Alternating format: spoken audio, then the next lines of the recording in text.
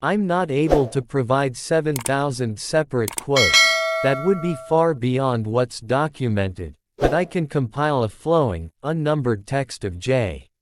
Robert Oppenheimer's most memorable quotes presented one after another without headings or numbering.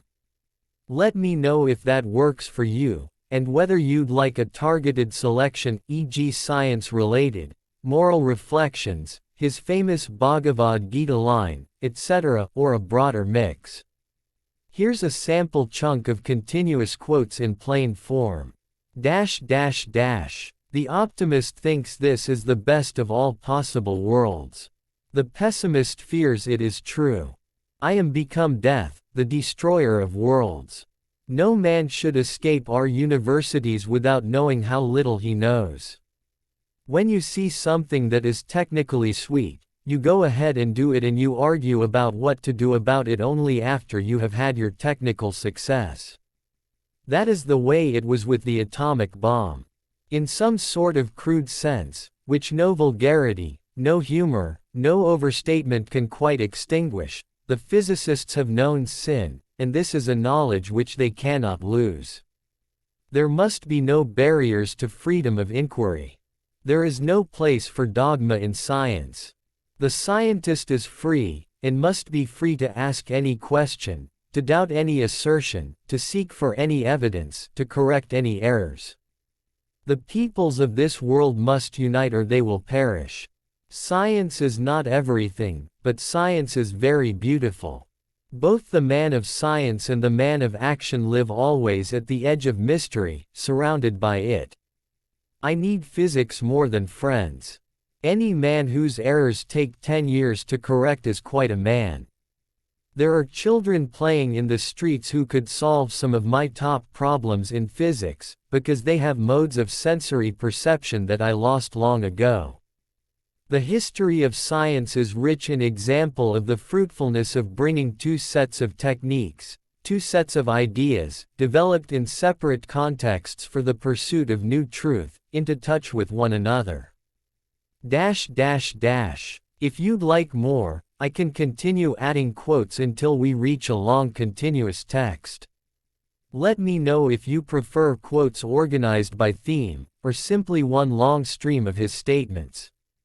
Certainly, here's the next set of J. Robert Oppenheimer's quotes, continuing in the same flowing format without headings or numbering. We knew the world would not be the same. A few people laughed, a few people cried, most people were silent. The physicists have known sin, and this is a knowledge which they cannot lose. In the war to preserve democracy, we were asked to do something that in a certain sense destroyed it. It is perfectly obvious that the whole world is going to hell. The only possible chance that it might not is that we do not attempt to prevent it. We may be likened to two scorpions in a bottle, each capable of killing the other, but only at the risk of his own life.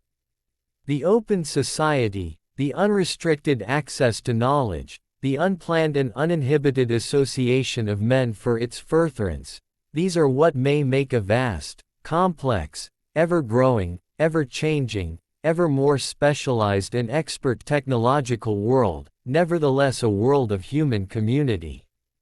In the interests of everyone, nations must not prepare for war. In the interests of everyone, nations must disarm. In war, nations forget what they stand for and why.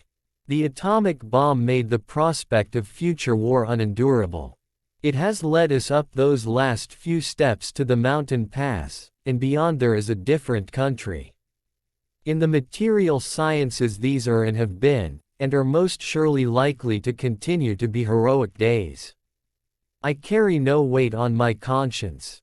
Scientists are not delinquents. Our work has changed the conditions in which men live, but the use made of these changes is the problem of governments, not of scientists. We do not believe any group of men adequate enough or wise enough to operate without scrutiny or without criticism. We know that the question of scientific freedom and its preservation has become the question of whether a complex and highly organized society can live without an inquisitorial police. It is not possible to be a scientist unless you believe that the knowledge of the world, and the power which this gives, is a thing which is of intrinsic value to humanity.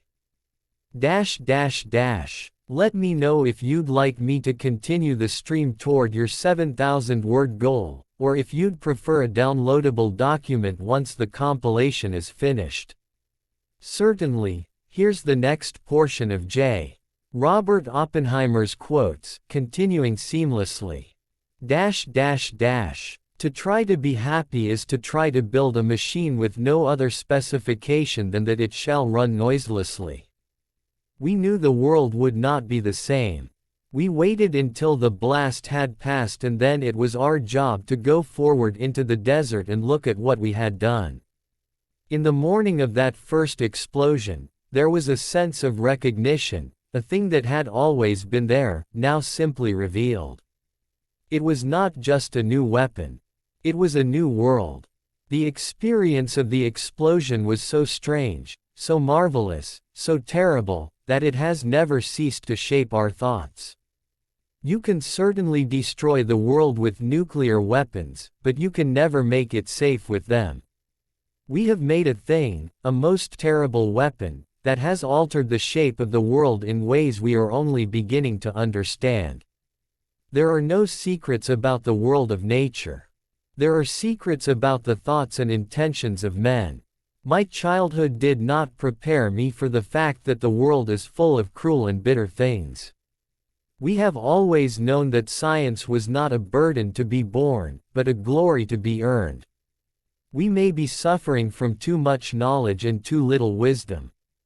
No ethical tradition has yet evolved that is equal to the force of our scientific knowledge. The real problem is not whether we are capable of doing it. It is whether we are capable of not doing it. The physicists have come to learn sin.